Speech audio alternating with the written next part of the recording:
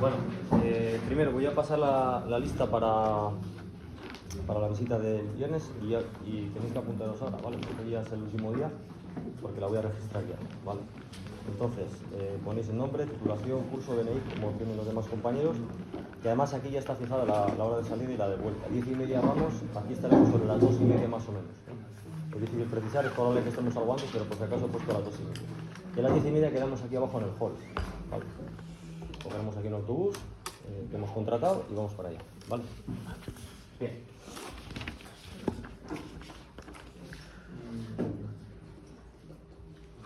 Vale, por otra parte, pues bueno, vamos a continuar. Una pregunta. ¿Debido a la salida va a haber clase de tecnología de estructura? ¿Quién es vuestro profesor de tecnología de estructura? Chus. Chus. Está avisado. Imagino que no habrá clase, imagino. O sea, hemos hablado ya con los profesores afectados, que creo que son Eric, Chus y Esteban, y yo. Sí, entonces sí, no tampoco hay. No, porque infra creo que es antes. Infra creo que es antes. Y Chus creo que no va a dar clase, no sé si os ha dicho algo, ¿alguien sabe algo? Mañana en clase igual. Avisado está, no sé si me imagino que no la dará, no la dará, si no vais todos a la visita no la dará. Bueno, sé que igual os había comentado algo, sí. Es un compañero del departamento, o sea que está informado. Es más, podría incluso igual estar hasta con nosotros ese día, no sé si se podrá abrir hoy. Bueno, bien, bueno, vamos a continuar entonces con este tema.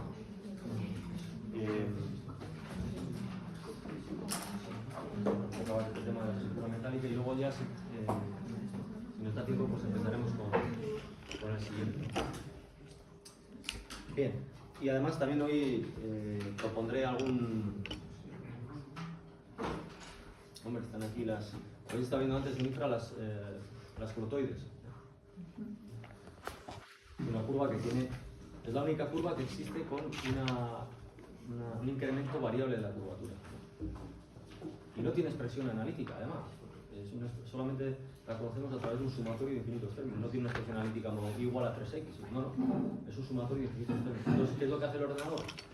Claro, no puede hacer infinitos términos. Trunca esa serie en el segundo y en el tercer término. Y la dibuja de manera aproximada. Bueno, vamos a borrar esto de aquí. Se la llama también espiral de Cornu.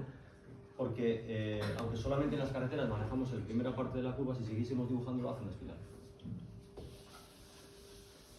Es una curva, ¿por qué utilizamos en la instrucción española esta curva? Porque desde una recta, o sea, cuando tú vas a dar una curva a un radio R, tienes girado el volante a una determinada inclinación, ¿no? Si tú dejas el volante así, haces un círculo en la Tierra, ¿no?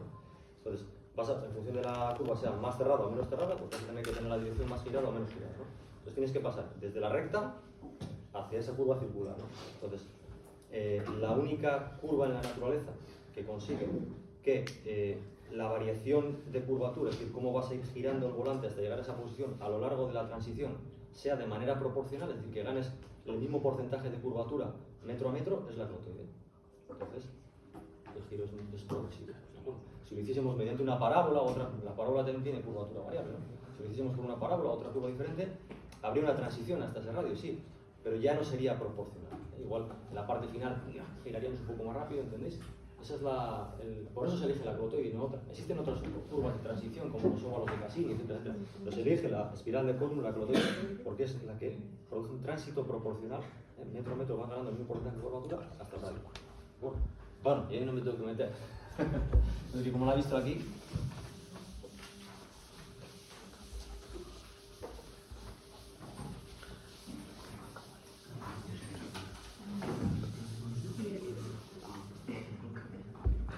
Bueno. Bien. Bueno, vamos a continuar con esta parte de estructura metálica. Recordando un poco lo que vimos el día pasado, además nos viene muy bien abarcar ahora el tema de estructura metálica, porque justo ahora en las prácticas de ordenador estamos diseñando una estructura metálica, ¿de acuerdo? Entonces nos viene bien que justo aparezca ahora también el tema. De hecho, en el caso de estructura metálica, además, en la asignatura de tecnología de estructuras 1, no sé en qué momento del temario estaréis, pero se aprende a dimensionar estos perfiles de acero laminado, pues, claro, frente a los diferentes estados límites últimos, ¿no? Es decir, este IPN será un 180, un 200 o un 300 en función de los esfuerzos que aparezcan en esa sección, ¿no? Y en una estructura tridimensional como la que aparece en la pantalla, pues como sabéis, en cada sección tenemos 6 esfuerzos, ¿no? Dos cortantes en las dos direcciones, un axial de tracción o compresión, flexión en este plano, flexión en el plano horizontal, y el otro giro ya es una torsión. Es una torsión, dos flexiones, dos cortantes, un axial. ¿Vale? Entonces, esas 6 incógnitas las he de conocer a priori mediante el cálculo de los esfuerzos, ¿no? Por teoría de estructuras o por el programa CIPE, en todas las secciones de toda la estructura. Y ahora, conocidas los esfuerzos en la sección, tengo que dimensionar pues, qué sección es capaz de resistir esos esfuerzos, ¿de acuerdo? Y eso es lo que se ve, bueno, a través de la asignatura técnica. Si este IPN tiene que ser un 180 o un 200. Nosotros lo vamos a hacer mediante el ordenador. Pero a nivel de la asignatura, que es de construcción, nosotros lo que nos interesa es ver esto. Yo no voy a penalizar por poner un IP180 o un IP200, ni siquiera hay que identificar el perfil. Pero sí voy a penalizar porque no aparezcan los aspectos constructivos, sobre todo soldaduras.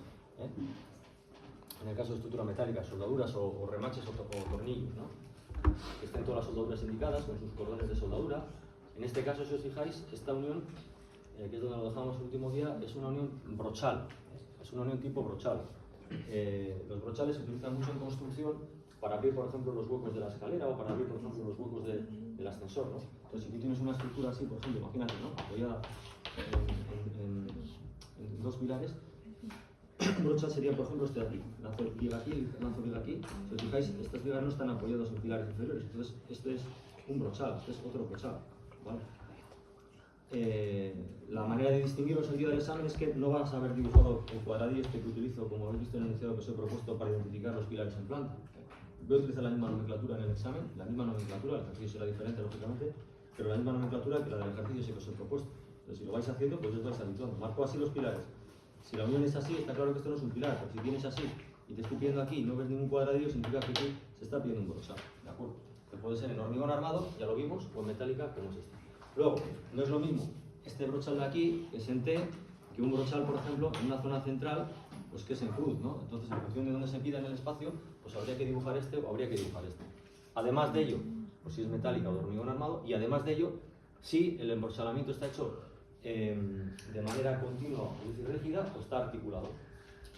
En este caso, por ejemplo, según lo que vimos el otro día, este brochal, ¿qué sería? ¿Rígido o articulado? ¿Qué es lo que pensáis?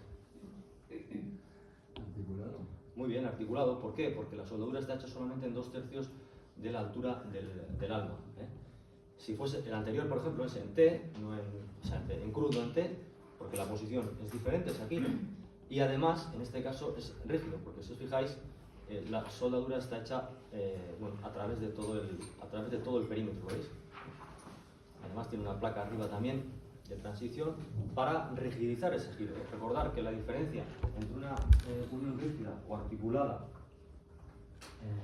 estructura metálica obedece a la mayor o menor flexibilidad que tenga giro. Estamos hablando de flexibilidad frente a giro. ¿Por qué? Como siempre digo, si la unión entre esa viga y ese pilar se produjese, por ejemplo, por simplificar, en 2 dimensiones, la rigidez frente al desplazamiento horizontal es muy fácil porque la viga no va a desplazarse así con respecto al pilar, sea de la manera en la que esté unida, y la rigidez en cuanto al otro, claro, en 2 dimensiones solamente tenemos 3 grados de libertad, por lo tanto 3 esfuerzos que restringen esos 3 grados de libertad. Hay un desplazamiento horizontal, un desplazamiento vertical y un giro relativo entre estas dos barras, que son restringidos por el esfuerzo axial, el esfuerzo cortante y el momento respectivamente, ¿no? 3 incógnitas en 2D, 6 en 3D. Entonces, garantizar que no existe un desplazamiento horizontal relativo entre ellas es fácil, sea cual sea la unión, articulada o rígida, no se van a separar, ¿no? En vertical tampoco va a haber un desplazamiento relativo vertical. ¿Se puede mover toda hacia arriba y toda hacia la derecha? Estamos hablando de desplazamientos relativos entre ellas, relativos, en horizontal o en vertical, ¿vale? Pues si baja o sube el nodo, se desplaza, sigue siendo infinitamente rígido frente al desplazamiento horizontal y vertical. ¿Se entiende lo que quiero decir? Sí. Pero en cambio, en el giro de una con respecto a otra, ahí es donde se diferencian las uniones empotradas o rígidas y las uniones articuladas o simples, como queráis llamar, ¿no? En las uniones infinitamente rígidas nace con tangente horizontal. Infinitamente rígidas no existen. Recordad la pantalla que puse el otro día, en la cual hacíamos el ensayo y veíamos que la curva degeneraría a una unión infinitamente rígida en momento frente a giro. Si es suficientemente rígida y lo aceptamos así en los cálculos, obtendremos resultados de suficiente precisión. Y las uniones articuladas tampoco, si recordáis en el diagrama momento frente a giro, había uniones infinitamente articuladas o perfectamente articuladas, pero las uniones definidas como articuladas, como la de la pantalla anterior, tienden a esa recta horizontal. Pero siempre estamos hablando de este grado de libertad, el de giro. Entonces, si yo quiero rigidizar esa unión, porque esa unión os digo que es rígida, por una parte soldamos en todo el perímetro, a diferencia del anterior que ha dicho el compañero que era articulada porque solamente estaban 2/3 del diagrama. Ese es el primer truco para distinguirlas. Y además tiene una placa de transición arriba, en la unión aquí tiene una placa de transición para forzar a que nazca con tangente horizontal, es decir, que permanezca así. El que sea infinitamente rígido a giro no significa que no tenga deformación, significa que la tangente horizontal a la deformada tiene que arrancar así, ¿vale? Esto es una unión infinitamente rígida. Arranca con tangente horizontal. Si la unión fuese, esta sería rígida, si la unión fuese articulada, es decir, así, esto sería así, entonces nacería con un ya determinada, un giro relativo entre estas dos barras. ¿Me explico? Luego cogerá la curvatura de la flexión, ¿no? Bien, entonces lo que quiero decir es, atención a la placa. Luego, ¿qué es lo que mido? Pues veis, aquí mirad cómo están recortadas las vigas. Lo habitual es que siempre las vigas de menor inercia o menor sección se apoyen sobre la viga de mayor inercia, lo habitual, es lo más lógico. Luego, bueno, aquí está el famoso apoyo provisional hasta que se hace la soldadura definitiva. Y mirad, aquí como marcamos siempre la soldadura, siempre es preferible que sea en ángulo a que sea a tope. Aquí prácticamente todas las soldaduras son en ángulo. Cuando la veo así de frente, o sea, cuando la veo la soldadura de frente, la veo con líneas así, como veis, y cuando la veo en sección, por ejemplo, la soldadura que va en esta dirección de aquí de la placa, es decir, esta de aquí, en esta vista la veo en sección, entonces mediante un triángulo, es como la sección de ese cordón de soldadura. Luego se ve la soldadura de delante, que esta la veo de frente, por tanto rayada. Entonces es muy importante en la estructura metálica que estén todas las piezas convenientemente soldadas, porque si no, el ejercicio está mal. Está mal porque, repito, aquí no está mal porque pongas un IPN 100 o 200, que ni siquiera tienes que etiquetarlo. Bueno, dibujas un IPN y ya está. Porque no es un ejercicio de cálculo, es un ejercicio constructivo. Pero sí está mal si no sueldas piezas, porque entonces no están unidas. ¿Entendéis? Ese es el criterio de corrección. Lo iréis viendo en los diferentes ejercicios. ¿Vale? Bien, entonces, dicho esto, pues bueno, avanzamos un poco más. Bueno, aquí ya aparecen pues un despiece. Cuando ya tengo muchas uniones, hablo de un entramado. Cuando tengo ya muchas uniones, barras y vigas conectadas, hablo de un entramado. Y esos entramados pueden ser articulados o simples, como aparecen aquí en la pantalla. Si os fijáis en ellos, la unión se hace siempre en una porción del alma, no se hace en todo el perímetro, ¿vale? Y luego esas uniones también pueden ser articuladas, o sea, rígidas, perdón, es decir, empotradas, encastradas, como que todos son sinónimos, ¿no?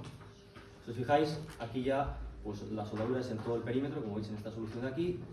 Incluso en este caso está soldada una chapa que luego está pues, atornillada en toda la dimensión de la sección al ala de ese pilar, que en este caso sí es un HDB, fijaos.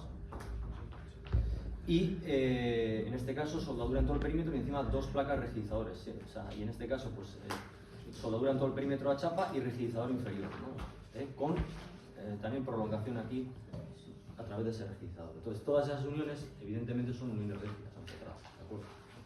Se pueden escoger también, si os pide un detalle en esa esquina y se os dice que es metálica y que es uniones rígidas.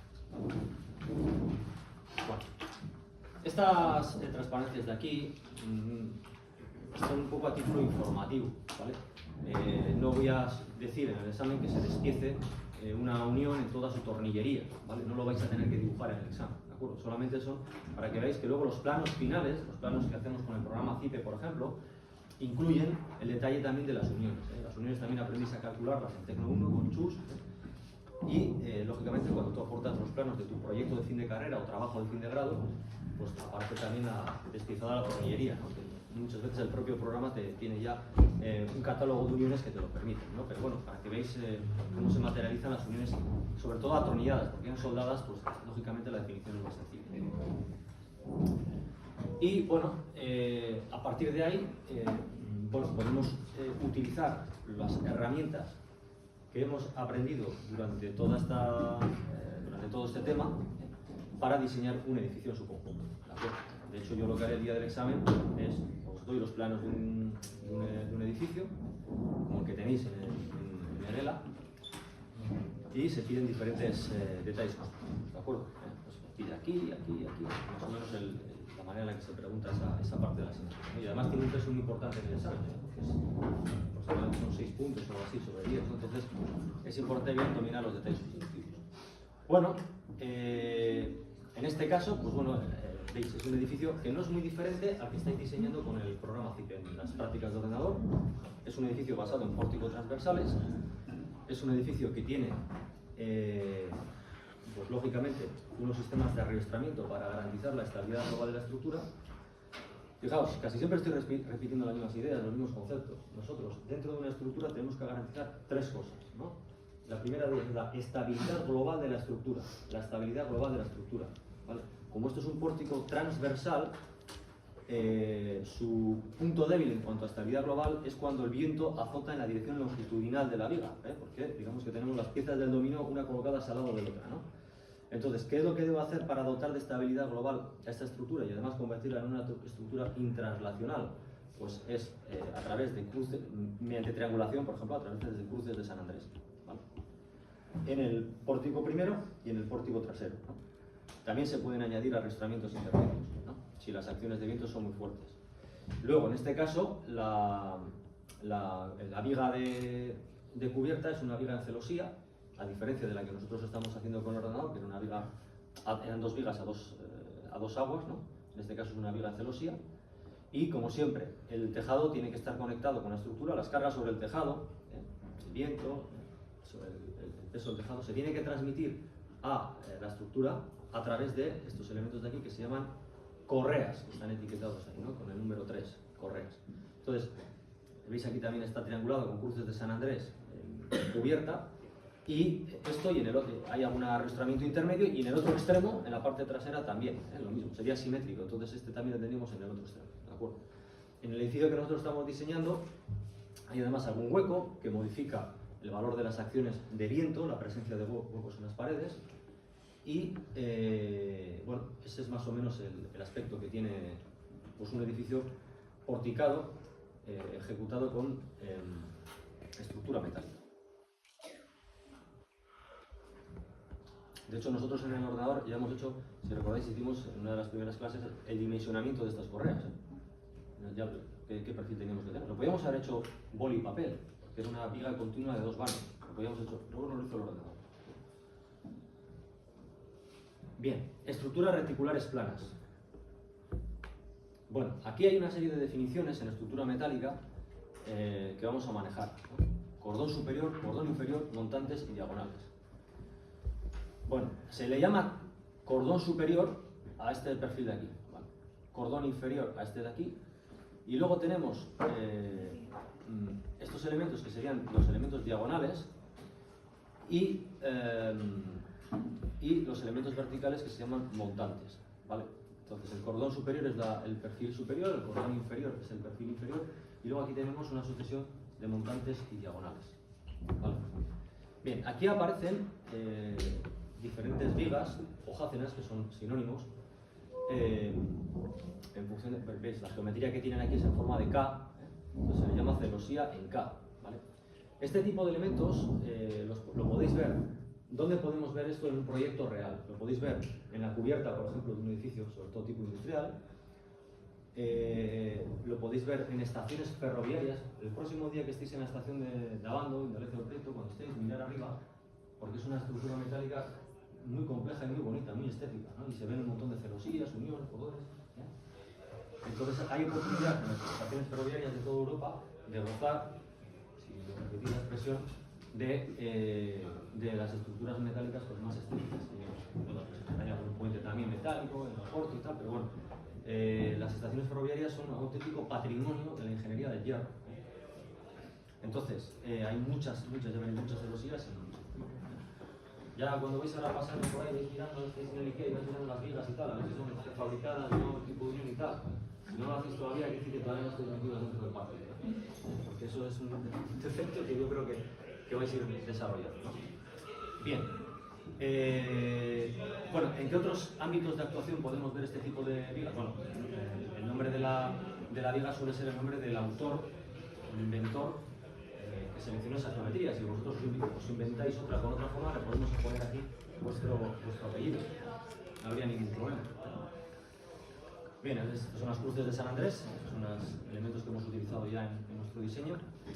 ¿Y dónde podéis ver también este tipo de elementos? Pues lo podéis ver también en trenes ferroviarios antiguos.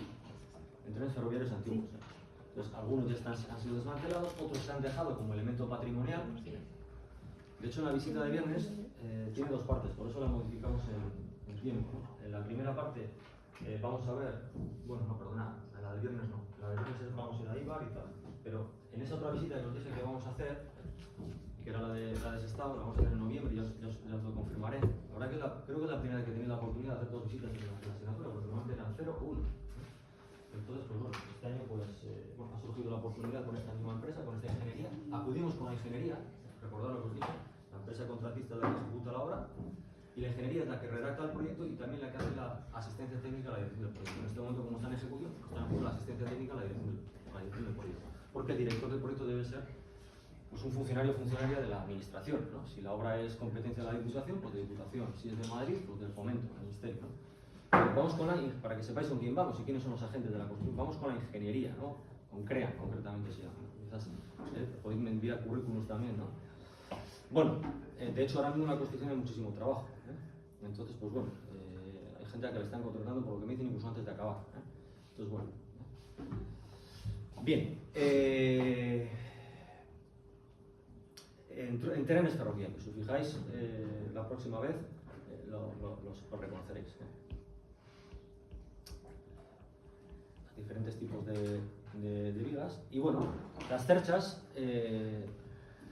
están formadas también por la unión de diferentes perfiles, en este caso soldados, como veis, y aquí se definen, pues, aquí se ve por ejemplo lo que podría ser la sección del cordón superior e inferior, los tipos de unión que podemos hacer, con una cartela intermedia o directamente al cordón superior. Con una cartela intermedia o directamente al cordón superior. En la última de las figuras, en esta de aquí, además, aparece el dibujo de la correa, ¿no? Que es la que está conectando esa cercha que está en la cubierta del edificio con el tejado, ¿no?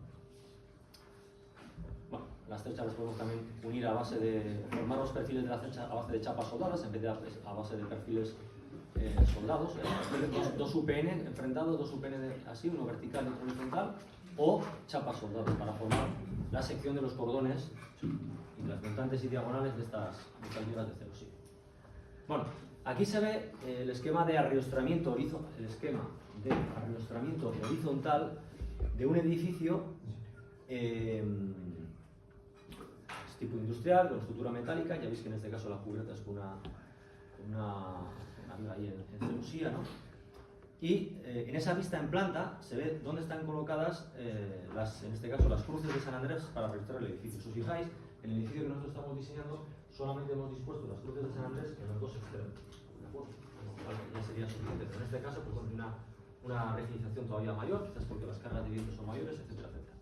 Nosotros visitamos hace 5 o 6 años el edificio terminal del puerto de Bilbao, el terminal de pasajeros, justo cuando estaban en obras, en construcción.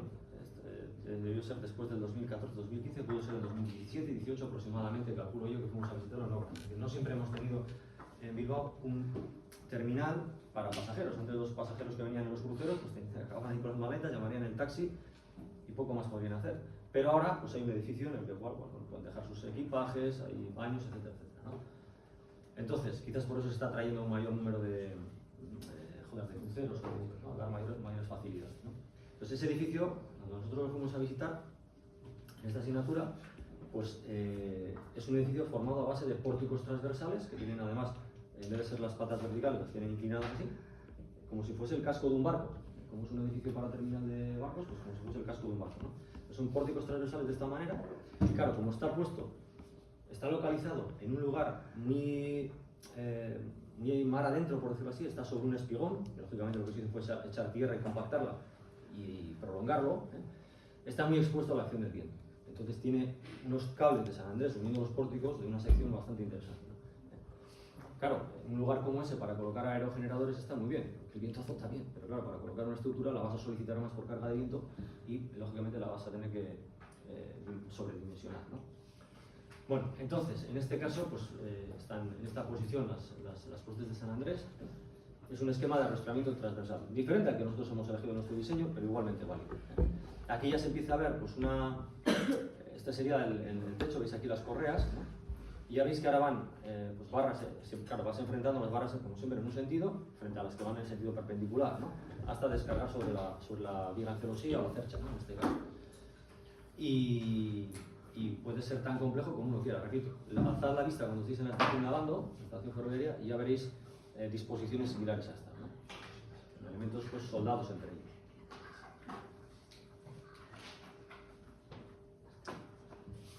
Bien.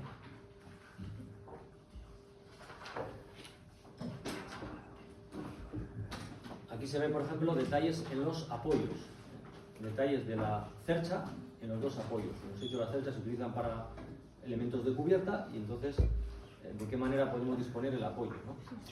Bueno, ¿os habéis apuntado todos? Sí.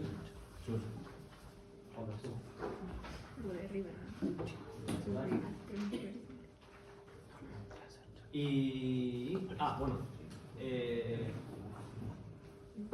a veces el apoyo es tan sencillo como una placa de asiento simplemente, en las naves industriales lógicamente tienes que entrar dentro para verlo, ¿no? Pero en una viga de un puente lo podéis ver, está al aire libre, ¿no? Entonces si pasas por debajo de un paso inferior, andando con el vehículo para no darnos en el abajo, ¿no? Si pasas por debajo de un paso inferior que hay una acera y alzas la vista, te fijarás que entre la viga y el estribo, que es donde apoya la viga, hay un elemento oscuro. Es un apoyo de un material que es tipo neopreno. Y ese es el apoyo, simplemente está descansando ahí encima. Había que es el motor y está simplemente apoyado.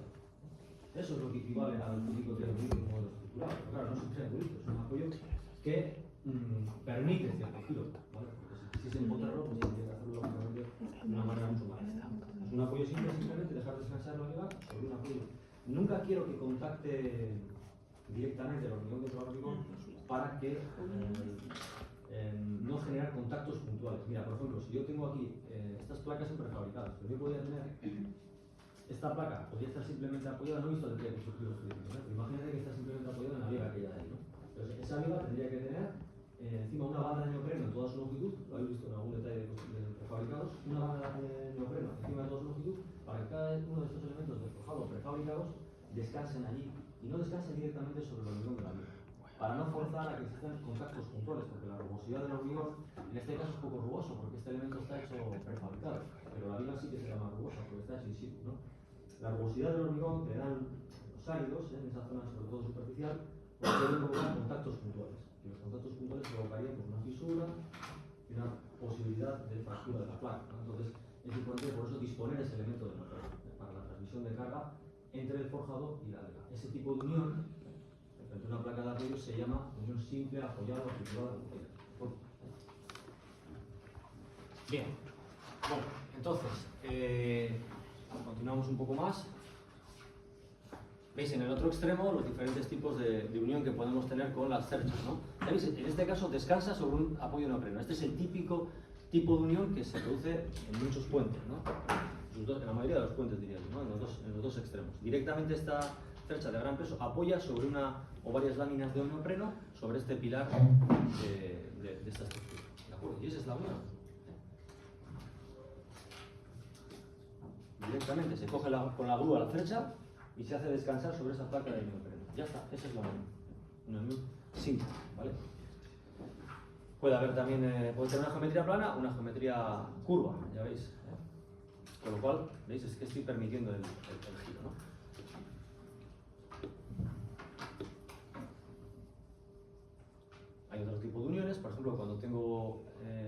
percha metálica a pilar de hormigón armado. Y bueno, vale, este sería, bueno, si os fijáis, la diferencia entre este dibujo y el anterior, este de aquí, es que aquí lo que estáis viendo, bueno, este es el sistema de arrostramiento en la cubierta, ¿vale? Y aquí, unas transparencias más adelante, bueno, también este en la cubierta, perdonad. Porque es que ahí también podemos hacer el arrostramiento, sí, es que esta figura, esto es el arrostramiento en vertical, el arrostramiento en vez de horizontal de la cubierta, el arrostramiento en vertical, ¿no? Por ejemplo, aquí, ¿lo veis? Este es el arrostramiento de cubierta, que es el que os acabo de presentar, y también arrostramos las paredes laterales, ¿de acuerdo? Y creo que además aparece, no sé, aparece algún esquema de arrostramiento general de... Más adelante, a ver.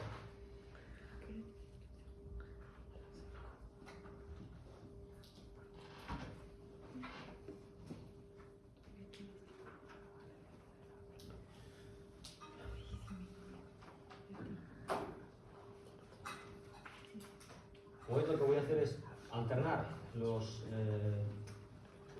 ingredientes o herramientas que hemos visto durante estos días de estructura metálica para constituir pues, el edificio completo, de la misma manera que estamos haciendo con el programa CIPE en las prácticas de ordenador. ¿De acuerdo? Bien, otro esquema de arrostramiento, cruces de San Andrés en los dos extremos. Este se parece bastante al esquema de arrostramiento que nosotros hemos utilizado en el diseño que estamos haciendo en las prácticas de ordenador. Pero lo que estaba diciendo, el arrostramiento puede ser vertical o horizontal, ¿no? Horizontal es el que se produce, por ejemplo, en la cubierta, en las cruces de San Andrés, se ven en posición horizontal, ¿no? En la cubierta, pero también existe en las paredes laterales un arrostramiento vertical. Si os fijáis, en el proyecto que estáis haciendo vosotros, a través del programa CIPE, alternáis los dos tipos de arrostramiento. Hicimos un arrostramiento mediante cruces de San Andrés, es decir, por triangulación del segundo pórtico y del penúltimo pórtico, el pórtico de fachada y el pórtico de contrafachada respectivamente, con un arrostramiento primero vertical, si recordáis, con cruces de San Andrés en las paredes laterales, y luego un arrostramiento horizontal en las dos aguas de esa cubierta, ¿vale? Arrostramiento horizontal, arrostramiento en vertical. Y en este tipo de edificios basados en pórticos transversales, lo que hacemos es, en los dos pórticos, el primero y el último, lo que hacemos es rigidizarlos, ¿vale? Constituyendo lo que hemos llamado un muro piñón, que es lo que aparece en la pantalla. Nosotros hemos hecho un muro piñón más sencillo que ese en nuestro proyecto, ¿no? Pero las dos paredes de fachada y contrafachada las hemos de rigidizar así. Todo esto lo estamos haciendo para convertir nuestra estructura estable, lógicamente, es lo primero que debe de cumplir, en este caso además también intranslacional. ¿Recordáis la definición de intranslacional y translacional? Si solamente había deformación de las vigas o si los nudos se podían desplazar. Si metías muchos arrostramientos, la convertías en intranslacional. Que tenía ¿eso en qué repercute en tu diseño? En el cálculo y comprobación de los pandeos. Hay unas tablas en función de cómo de cada barra, ¿qué influye en el fenómeno del pandeo? Si recordáis, de teoría de estructuras o de la asignatura corriente, la longitud del elemento, pues cuanto más largo peor, más fácil que pandee, su esbeltez, es decir, si tiene más sección más pequeña también, cuanto más esbeltez sea, más largo sea, y más longitud tenga, más fácil es que aparezca el pandeo. Pero también influían las condiciones de contorno. No pandeaba igual un elemento, un pilar, solamente se comprueba esto en elementos a compresión, lógicamente, ¿no? Un elemento comprimido que tenga articulados sus dos extremos o que los tenga empotrados, porque la longitud del pandeo son diferentes. Influye la geometría del elemento, este comprimido, y las condiciones de contorno en sus dos extremos. De hecho, en el código estructural pues aparecen unas tablas en las que, entrando con esos, si esté articulada o empotrada y tal, te dice las longitudes de pandeo a cada uno de ellos, ¿vale? Pero aplica unas tablas para estructura translacional y otras para estructura intranslacional. Por eso es importante entender ese concepto que ya explicábamos en las prácticas y os adelanto también ahora, ¿de acuerdo? Si translacional, sí, los nudos apenas se mueven, ¿no? Entonces, ¿cómo lo sé? Pues si he hecho proyectos ya similares, ya sé si la estructura es translacional o no. Y si voy a ciegas, puedo hacer un cálculo para translacional, otro cálculo para translacional. Voy a tener valores diferentes en las soluciones de pandeo, ¿eh? si cuanto más rigidice la estructura, más voy a ir hacia un comportamiento internacional. ¿Vale? Entonces aquí con la T se definen diferentes tirantes. Los tirantes ya no son perfiles laminados, son cables. Como las cruces de San Andrés que veis en vuestro proyecto, ¿no? En este caso, además, si fijáis, tenéis un hueco que eso va a influir en las acciones del viento. ¿Vale? Bueno, en 3D pues se ve quizás mejor ese arrastramiento vertical y horizontal.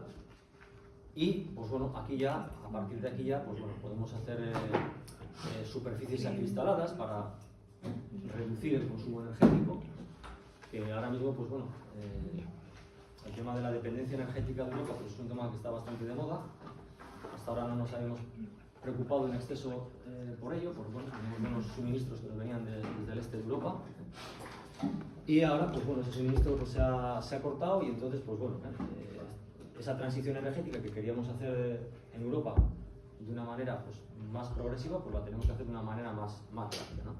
Entonces, hay dos maneras de resolver el problema, o de paliar el problema. Uno es buscar fuentes de energía alternativas, lo estamos haciendo. En España, por ejemplo, ya creo que es en torno a un 20 o un 30% de lo que consumimos es de acción eólica, de energía eólica, ¿no?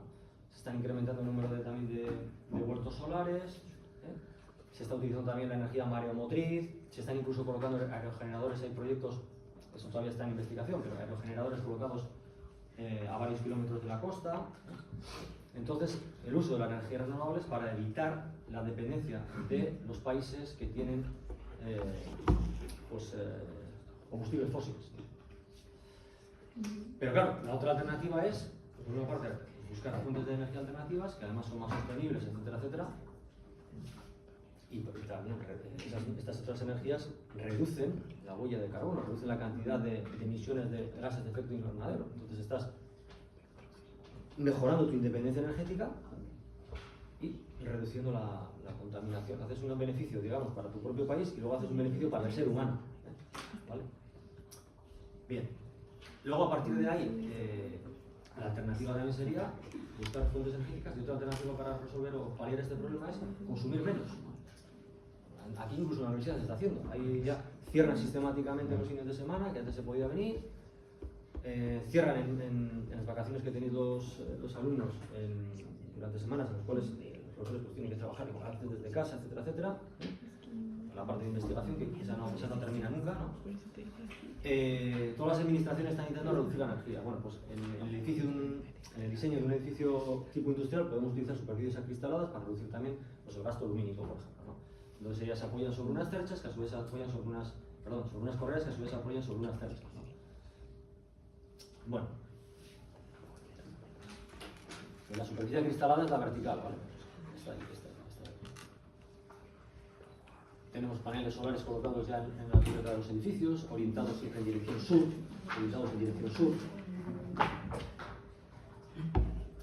Y bueno, aquí se ve un despiece, por ejemplo, podríamos hacer flechas apoyadas en cada dos pilares o unir un módulo de 4 y apoyar en los dos extremos. Bueno, ahí veis ya 3Ds o perspectivas manejando pues, ese tipo de superficies de cubiertas acristaladas, se ve bastante mejor, ¿no? Y bueno, realmente este elemento vertical es una viga Pratt, es decir, de este tipo, ¿no? Aquí no se ve en esta vista, pero si lo miraría lateralmente, pues tendría una viga Pratt. Y luego aquí, pues tengo una celosía, que también se llama cuchillos, ¿eh? Estos son los cuchillos, ¿vale? Entonces aquí, en esta y esta son vigas de este tipo, viga Pratt. Aquí en esta vista aparecen aquí. Y luego estos serían los cuchillos que van 1, 2, 3, 4, 5, 6, ¿no? 7 y 8 en los extremos, ¿no? Tengo 8 cuchillos en cada módulo. Bueno, y aquí pues bueno, se puede, la creatividad pues bueno, no tiene límites en ese sentido. Se puede manejar diferentes tipos de vigas, la PRA, la HOW y tal, para diseñar diferentes tipos de cubiertas, ¿no? Antiguamente era muy habitual este diseño así con este elemento superior. No sé exactamente qué condiciona lo que se está produciendo aquí o qué tipo de... Ya es un tema más industrial que de ingeniería civil, pero necesitaban esa forma ahí arriba y entonces pues bueno, se hacían ese tipo de edificios. Todavía quedan algunos a punto de demoler y tal, pero la disposición más habitual es estar aquí, ¿no? A dos aguas. Como siempre, los pórticos pueden ser articulados, etc. Si os fijáis, en esta disposición pues, se ha descargado con cierta inclinación, que es lo mecánica estructuralmente más eficiente, pero en el edificio que os he dicho yo que fuimos a visitar, las patas las tenían hacia adentro, que lógicamente mecánica estructuralmente es más deficiente, pero se buscaba un efecto estético con la forma del casco de un barco, ¿de acuerdo? Bueno, aquí ya se ven pues, los detalles de unión de la estructura metálica a la cimentación, que ya los habéis visto de manera rígida y de manera articulada, por tanto es información redundante, aunque en este caso se hace el despiece de todas las arandelas, tornillos, etcétera, etcétera, que lógicamente no es necesario dibujar el día del examen, y que, ya he dicho, los programas como por ejemplo el CIPE pues tienen un catálogo de uniones en las cuales te realizan ese despiece, ¿no? Pero bueno, cuando tú presentas el trabajo fin de grado, lógicamente tienes que hacer el despiece. Bueno, en uniones tanto verticales como horizontales. Y luego, pues bueno, aquí lo que es interesante ver ya para finalizar este tema es la disposición de las correas de cubierta, que también puede tener correas en fachada. Nuestro edificio, por ejemplo, tiene correas de cubierta, que están en el bódice, que no tienen fachada. Claro, si recordáis, ¿recordáis de cuántos vanos eran nuestras correas de cubierta? ¿Alguien recuerda? Si era de 1, de 2 o de 3 vanos. ¿Nadie lo recuerda? ¿Nadie? ¿De 2 vanos? De dos vanos, es decir, que pasaba por encima bueno, había un pórtico intermedio, un pórtico, otro pórtico, y la correa pasaba por encima de ellos, ¿no? 2 vanos. Un apoyo intermedio. Bien, claro, dice uno, vale, hasta ahí lo entiendo bien. Y entonces luego llegan otros 2 pórticos más y meto otra correa, otros 2 pórticos más y meto otra correa. En dirección longitudinal y luego voy metiendo en la dirección transversal también, ¿no? Bien, pero mi pregunta es, ¿pero cómo se hace la transición de una correa a otra, no? Llega una y entonces se parte y luego llega la siguiente. Pues mira, se hace con un determinado solape, como veis aquí, ¿no? En este caso están utilizando correas que tienen geometría en forma de Z, y si os fijáis, la siguiente correa, la que va a cubrir los 2 siguientes vanos, tiene un solape con respecto al anterior. ¿Lo veis? Llega hasta aquí. Pues este es un detalle de la unión entre 2 correas. Puede ser cada una de ellas de un vano, de 2 vanos o de 3 vanos. Tienen ese solape. Muy bien, esto es todo con respecto a la estructura metálica. Luego vamos a cerrar el tema de la estructura metálica en las próximas sesiones que tenemos con el diseño a través del programa CIPE. Aquí estamos haciendo algo similar a lo que os he presentado hoy. Un pórtico transversal, estructura metálica, con unas correas en cubierta de 2 vanos, con un arriostramiento horizontal y vertical, con unas cruces de San Andrés en los pórticos de entrada, de fachada y de contrafachada. Hemos hecho ya hasta ahora el diseño de las correas y nos falta hacer el diseño del edificio. Tiene además, si recordáis, 2 huecos en un lado, un hueco en el otro, que condicionan la carga de viento. Y nosotros ahora mismo, ¿qué es lo que nos falta para acabar este proyecto? Pues nos falta, hemos definido la geometría de la estructura. Si recordáis, también definimos el tipo de perfiles IPE con los cuales vamos a hacer el predimensionamiento, ¿no? Y están introducidas ya las cargas de viento, nieve, etcétera, porque lo hicimos en el módulo anterior, en el generador de pórticos. ¿Qué es lo que nos falta? Introducir las cargas restantes, ¿no? La carga del forjado, y porque ese elemento lo hemos diseñado en el módulo CIPE 3D, no estaba diseñado el forjado, lógicamente, cuando hicimos el generador de pórticos, pues hay que introducir esa carga adicional. Y una vez que hayamos introducido las cargas, el material es un acero tipo S275, está definida la geometría, el material, las condiciones de contorno ya las hemos metido, las del terreno, si recordáis, eran empotradas en todas ellas. Y ya, ¿qué nos faltaría? Nos faltaría definir las vinculaciones interiores, es decir, si las uniones entre mi perfilería metálica son articuladas o son rígidas. Como habéis visto durante este tema, corresponden a detalles constructivos distintos. Hemos visto en brochales, en uniones bilapilar, como eran diferentes, ¿no? Entonces, en función de cómo yo materialice esa unión, será articulada o rígida. Bien, pues yo le tengo que decir al ordenador, para que realice el cálculo, cada elemento estructural, en sus extremos está articulado o empotrado, para que resuelva el cálculo. Cuando yo ya le diga esto, el modelo ya está definido, porque está definida la geometría, el material, las condiciones de contorno, los empotramientos al terreno y las cargas. Aprieto así al intro, ¡pum! Y automáticamente él me va a calcular absolutamente todo. Todos los estados límites últimos del servicio. Estado límite último de cortante, de flexión, combinado de flexión con cortante, de torsión, todo. ¿Y qué va a suceder? Pues que quizás en alguna de las barras que nosotros tenemos no se cumple alguno de esos estados límites últimos. Entonces lo que tenemos será pues, ver cuál es el problema y viendo cuál es el problema actuar en consecuencia, porque si el problema es un problema de cortante tendré que hacer una modificación diferente a que si es de flexión. Por ejemplo, si fuese una viga de hormigón armado, la nuestra no, porque es metálica, si el problema fuese un problema de cortante tendría que poner los cercos más cerquita unos de otros, y si fuese un problema de flexión meter más armadura longitudinal por debajo. ¿Entendéis? En función de cuál sea el estado límite último que se ve comprometido, pues tendré que actuar de una manera o de otra, ¿no? Modificaremos la estructura a fin de que se cumplan todos los estados límites últimos y de servicio. Y en ese momento ya tendremos resuelto vuestro diseño, para muchos de vosotros, vuestro primer diseño de una estructura metálica, ¿vale? A partir de ahí, pues haremos visualización 3D del edificio, podemos ver listados también de los diagramas, de los 6 diagramas, por ser una estructura en 3D, de esfuerzos a lo largo de toda la estructura, y bueno, ya en los últimos momentos, pues bueno, disfrutaremos todavía un poco más, ¿no? Bien. Vale, vamos a continuar entonces. No sé si habéis firmado todo. Tanto, ¿no? Estábamos 44 antes, ahora no sé cuántos. Algunos se han dado de baja. Hay algunos menos. Algunos ya me lo han notificado, ya le he contestado yo al correo electrónico. Bueno,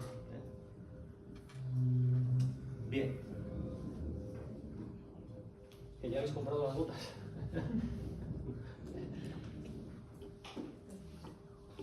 Seguramente las vayáis a utilizar, ¿no?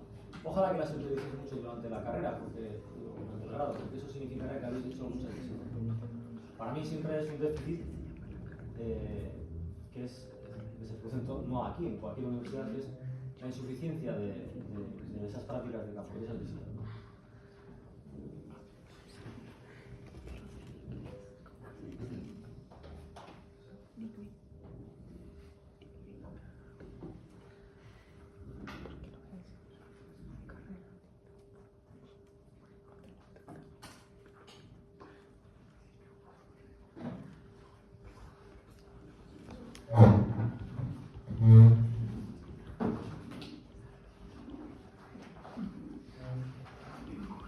Bueno, vamos a ver.